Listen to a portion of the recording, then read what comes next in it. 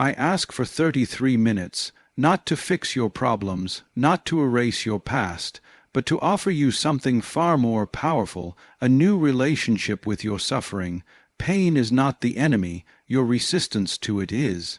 And if you'll walk with me for the next 33 minutes, you'll discover something most people spend their entire lives avoiding. The key to freedom is not in escaping suffering, but in understanding it. Let me show you how. There is a secret truth buried beneath the layers of our civilized mind, a truth that does not scream but whispers, and in its subtlety it is often overlooked. That truth is this: suffering is not a punishment. It is not retribution for a life poorly lived, nor is it the final verdict handed down by an indifferent cosmos. Suffering is a message, a call, a signal rising from the unseen depths of your being, reaching for your attention with the only language it knows: ache. We have inherited a culture that views suffering through the lens of pathology. We are told that if we hurt, something is wrong, that we must fix it, numb it, override it, or push it out of sight. Pain has become synonymous with error. Yet, the psyche does not operate by the same laws as machines or economies. The soul is not concerned with comfort, efficiency, or appearance. Its only concern is truth. And when we stray from that truth, it calls out, and if we will not hear its gentle murmurings, it will shout through suffering. There was a time when I, too, fled from my pain. Like many, I treated it as an intruder, an enemy to be banished. Each night I awoke at precisely 3:00 a.m., drenched in a storm of anxiety, my heart racing as if it were trying to outrun some invisible predator. I tried everything the world prescribed: medication to mute the sensation, distractions to drown it, advice from well-meaning companions who said, "It will pass," but it did not pass, it remained, and with each passing night, the silence between the racing thoughts grew louder, until I could no longer escape the question it carried: why? And then, one night, I did not run. I did not reach for a remedy or scroll through the noise of artificial connection. I simply sat. I allowed the pain to be what it was, and in that stillness, something happened. The suffering spoke, not in words, but in a knowing. A voice deeper than thought rose from the shadows and said, "You are living someone else's life." In that moment, the panic became clarity. The suffering, once a terrifying beast clawing at my peace, transformed into a mirror. It showed me what I had abandoned, my truth, my voice, my calling, and it was not cruel in doing so. It was precise. It was necessary. It was love, disguised in the garments of torment. We are conditioned to see pain as a flaw, but what if it is not a flaw at all? What if it is the exact opposite, a compass? The soul cannot scream, but it can ache. And in that ache is everything you have buried: your unlived dreams, your silenced rage, your forgotten joys, your stifled sorrow. Suffering gathers them all, and like a sacred messenger, places them before you, saying, "See." The man who refuses to sit with his pain becomes a stranger to himself. He may build an empire, he may wear success like a suit of armor, but within him lives a quiet death, the death of the real. To live divorced from one's suffering is to live half a life, because where there is no pain, there is often no awareness, and where there is no awareness, there can be no transformation. The wound is the threshold. It is the sacred gate between the surface self and the buried soul, but we have been taught to avoid that threshold. We armor ourselves with achievement, addiction, distraction, anything to avoid hearing the inner cry. But that cry will not be silenced forever. It will manifest in the body, in relationships, in sleepless nights and inexplicable dread, until finally we face it or fall to it. And so I ask you, what is your suffering trying to say? Not in the language of blame or shame, but in the language of depth. What is aching to be seen, acknowledged, restored? Beneath the anguish is not death, but birth, the birth of the true self. But birth is never clean. It is blood and pain and tearing and breath. It is the end of one life and the beginning of another. To suffer consciously is to allow the old self to die so that the real self can emerge. I do not mean to glorify suffering, for there is suffering that is cruel, meaningless, inflicted by systems and cycles of harm that must be dismantled. But I speak now of another kind, the suffering that arises not from violence, but from neglect of the soul. The suffering that says, "This is not your path." The kind that awakens you in the dark night, not to destroy you, but to deliver you. We fear this kind of suffering because it asks something of us.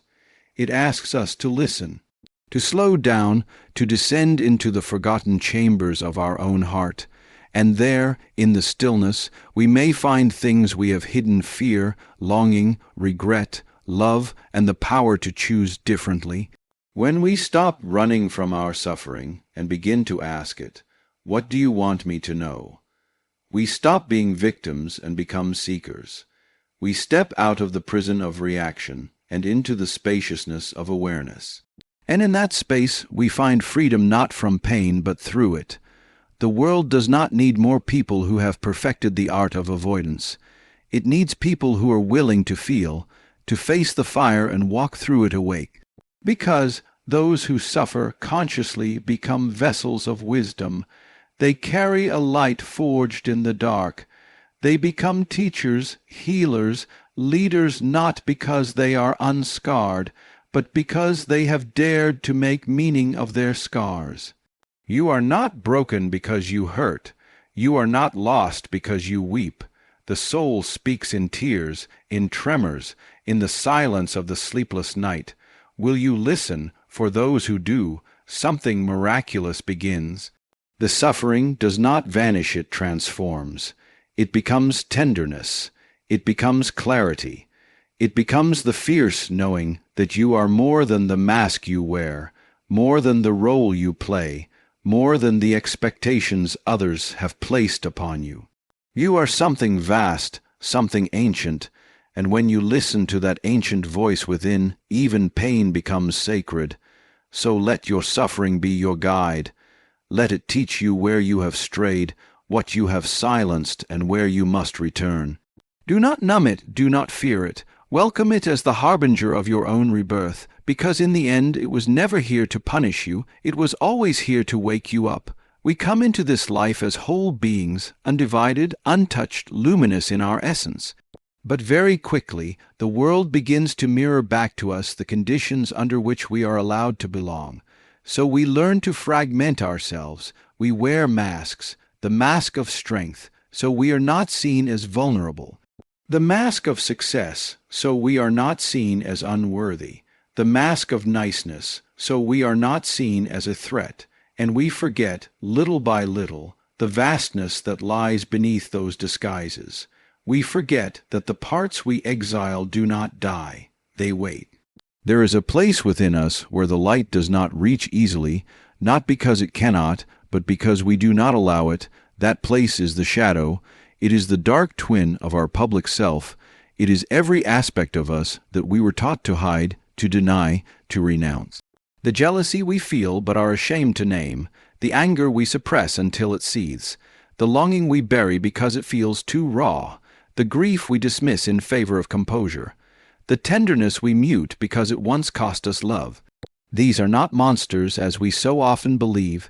They are the disowned children of our psyche crying to be recognized. They are the very gateways to our strength. Consider for a moment what it means to walk through the world as half of yourself. To leave behind the wildness, the passion, the sorrow, the vulnerability that make you fully human. We do it every day, and the cost is not simply a quiet ache. It is sabotage. We numb, we blame, we perform. We seek in others what we have refused in ourselves. And though we may achieve, we do not feel alive.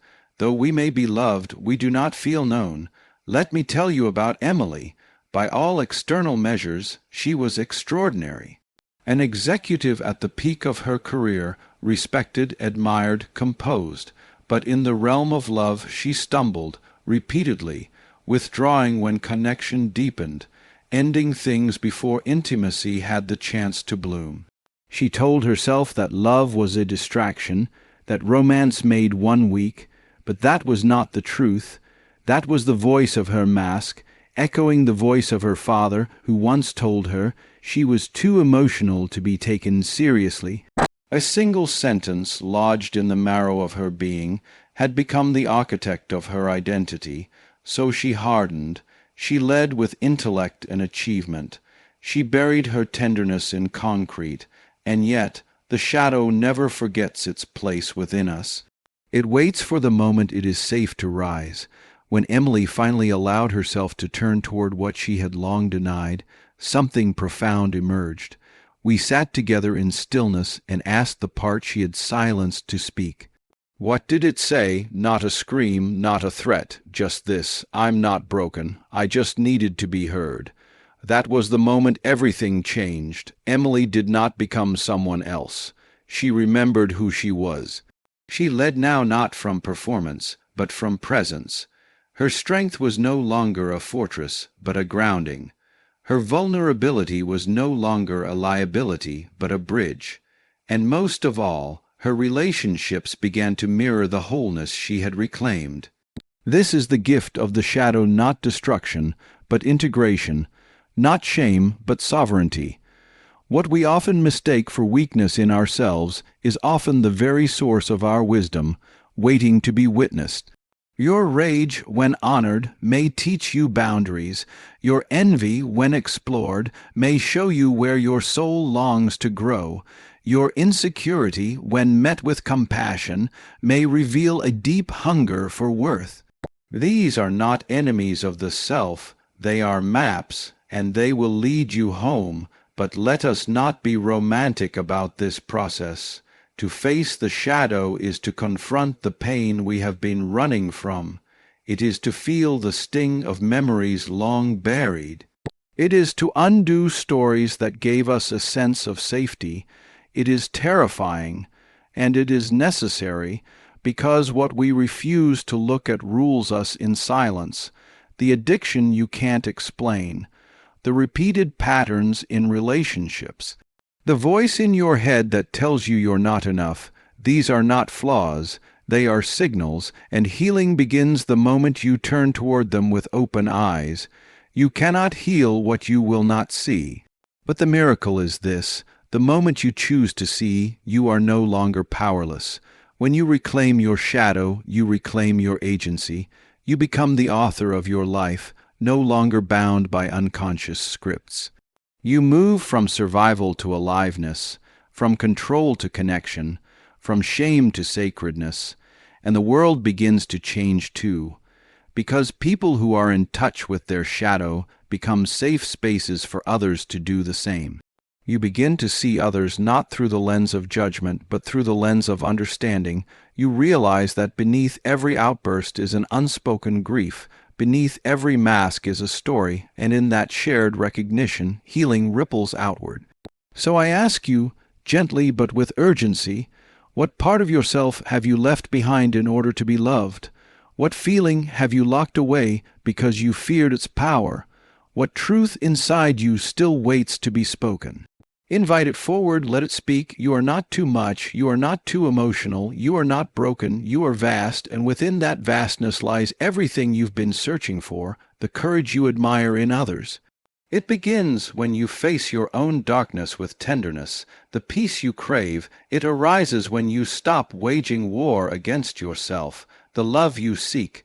It deepens when you embrace the parts of you you've been taught to reject. Your shadow is not the end of your light. It is the beginning of your depth. Turn toward it and rise. Close your eyes, if only for a breath, and let the noise of the world fall away. Within that stillness there is a theater, one that never rests, one whose actors perform without end. Thoughts come and go like phantoms on a stage, whispering doubt, fear, longing, and judgment. You're failing. You are alone. This pain defines you, but pause and ask, who is it that hears these whispers? Who watches this ceaseless drama unfold? There is a part of you untouched by the storm, a sacred space deeper than fear, older than your first memory. It does not shout, it observes, it does not judge, it simply knows.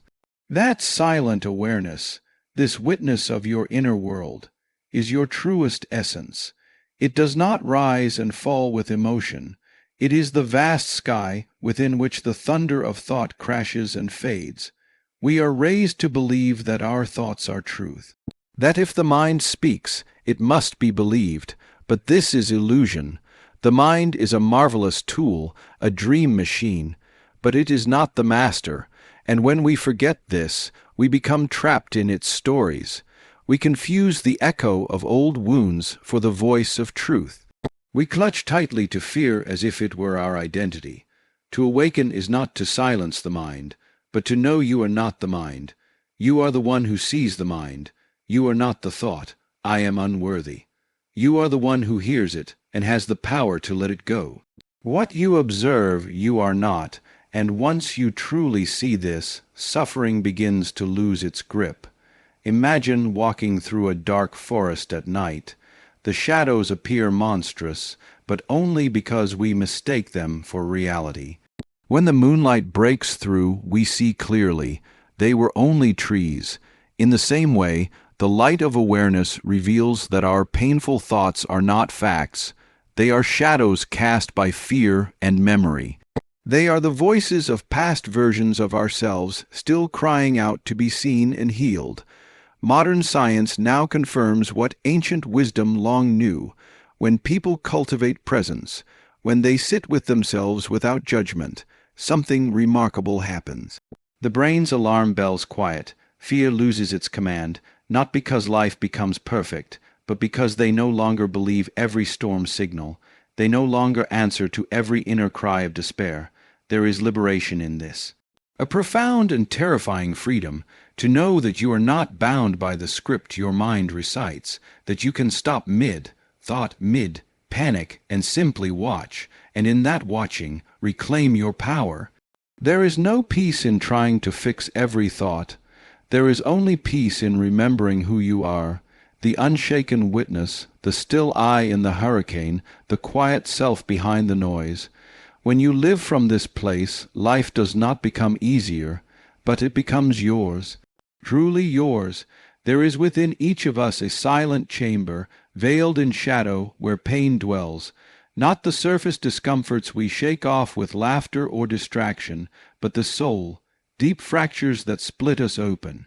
These wounds are not mere misfortunes, they are messengers. They do not come simply to torment us, but to awaken us. When the ego cries out in despair, clinging to certainty, pain descends like a tempest, dismantling the fragile walls we've built around our identities. But if we dare to stand still in the storm, we may come to recognize that the very suffering we wish to escape carries within it a transformative fire. It is not suffering itself that destroys us, but our refusal to look it in the eye. A man stripped of his comforts, broken by betrayal or grief, may find within his anguish a haunting question, not why has this happened to me, but what am I meant to become because of this? The difference is not semantic, it is existential. When one relinquishes the desperate need to control fate and instead leans into the unfolding mystery of their suffering, something remarkable stirs. In the ashes of despair, meaning begins to rise. Meaning does not dull the pain, nor does it apologize for it. It does not offer sweet distractions or tidy explanations. Instead, it pulls the soul into deeper terrain.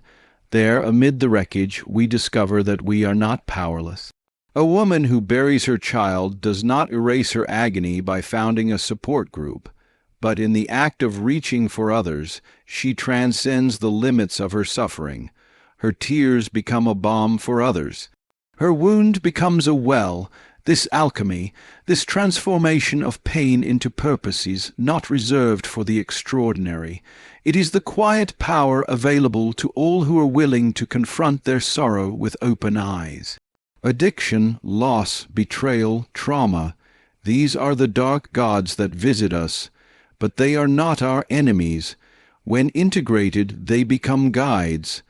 The man who walked through addiction and now holds space for others in recovery has not overcome his darkness, he has befriended it.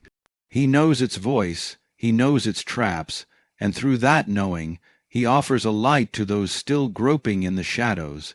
There is no shame in your wound. It is sacred. It is the place where life has pressed hardest against your skin, where your illusion of invincibility was shattered and your real self began to take shape. When we shift from victimhood to curiosity, from why me to what now, the landscape of our suffering begins to change. We stop clutching at the past and begin to craft something new from its remnants, and in this brave act of creation, pain becomes the forge of purpose.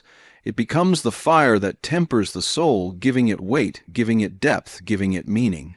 We are creatures born not into silence, but into the cries and coos of others. From the first breath, we are immersed in the presence of another. Yet somehow, as we grow, we drift not outward, but inward into the caverns of our own loneliness, believing that if we do not burden the world with our shadows, we are strong. We wear masks made of smiles, post images of our curated happiness, and nod politely in the hallways of our lives, all the while screaming in silence beneath the skin. The truth is, pain that is carried alone becomes heavier with time. And worse, it begins to feel like the pain is not just in us, but is us. Isolation doesn't just hurt, it distorts. We imagine that healing will come when we fix ourselves, when we become worthy of the company of others. We tell ourselves, let me clean up my mess before I show it to anyone. But healing does not wait on perfection. It waits on presence, not only our presence with ourselves, but the presence of another who bears witness. Not to fix, not to judge, but simply to be. It is in this mutual gaze, this sacred I see you, that the soul begins to knit itself back together. Consider the man who sat among others in silence. For 3 long weeks he said nothing, not because he had nothing to say, but because the words were too fragile, the risk too great. To speak one's truth, to unveil the aching corners of the heart, that is to stand naked in a storm and pray someone covers you, not with judgment, but with understanding. So he waited, and then one night, trembling with the weight of invisibility, he said, I don't think anyone here would understand what it's like to want to disappear. The air held its breath. Then softly one voice emerged from the dark. I do. Then another. I do. And another, me too. That moment it was not the fixing of a man. It was the remembering of him, as though the broken pieces of his spirit had scattered so far that only others could help him gather them again. And when he wept, it was not sorrow that fell, it was recognition. The recognition that he was not a monster, not a burden, not beyond redemption. He was human, he was one of many, he was home. In truth, we do not come alive in solitude, we survive there. We endure, but we come alive in communion. There is a kind of soul oxygen that we breathe only in the presence of others who truly see us, who don't flinch at the darkness in us because they have walked through their own. That is why hiding, though it feels like protection, becomes a prison. The very act of hiding declares us unworthy, and what the psyche believes it enacts. So we shrink from love, we shrink from being known. We shrink from the possibility that we are already enough. But when we say, this is who I am, trembling, exposed, perhaps even ashamed, and someone else responds, me too, something ancient within us is restored. It is the original memory of belonging, the remembrance that we were never meant to carry our wounds alone, that even in the depths of despair we were still worthy of love, that suffering does not make us unclean, it makes us human. To be seen in our sorrow is not weakness, it is strength, because it means we dared to emerge from behind the fortress of pride and let another soul come close enough to touch the places we fear the most. And when we do, that when we risk that we break the curse of isolation not only for ourselves, but for others. Every time we speak our truth, we give someone else permission to speak theirs. Every time we say, "I hurt," we hold open the door for someone else's healing. We are mirrors for one another, and just as a mirror reflects the face, the soul requires another soul to reflect its pain, not to remove it, but to remind us we are not alone in it. We were never meant to carry the weight of existence by ourselves. The myth of the self made the lone wolf, the invulnerable hero. It is just that, a myth. The truth is far simpler and far more profound. We need each other, not in a sentimental way, but in a deeply biological, psychological, and spiritual way. We are wired for connection, not as a luxury, but as a necessity. When we isolate, our wounds fester in the shadows, but in connection, they are brought into the light, where they lose their power to shame us. That is why hiding never works, because it is fueled by the belief that we are unworthy of being seen. But to be seen, truly seen, is the most healing act in existence. It is to have another soul say, "Even in your brokenness, I choose to stay." So do not believe the voice that says you must be whole before you can be loved. Do not believe the silence that tells you your pain is too much. Do not believe the lie that you are alone, because connection heals what isolation cannot. Not because others will solve your suffering, but because their presence whispers what we all long to hear. You are not too much. You are not too little. You are not invisible. You are not alone. Let them love you. Let them in. You are not weak for needing connection. You are human. You are part of a great circle, one that echoes across time and space, through language and silence, through tears and laughter. That circle remains even when you feel furthest from it. And when you step into it, when you allow others to step into your life, something begins to mend not just in you, but in all of us. Because every healed soul contributes to the healing of the world. And the world is aching for the kind of courage it takes to stop hiding and start belonging. So take that step. Speak the truth. Find your circle and know this. You were never meant to disappear. You were meant to be found. So give me these final 2 minutes. Remember this. Your pain is not punishment, it's a signal. Your shadow is not evil, it's exiled. Your thoughts are not you, they are weather. Your story is not over, it's only now beginning. And your healing is not solitary, it is found in love. You may still feel pain in life, but after today, you will never suffer the same way again because now you understand the purpose behind it. The only question left is, will you listen to the voice within you? Or will you keep running from it?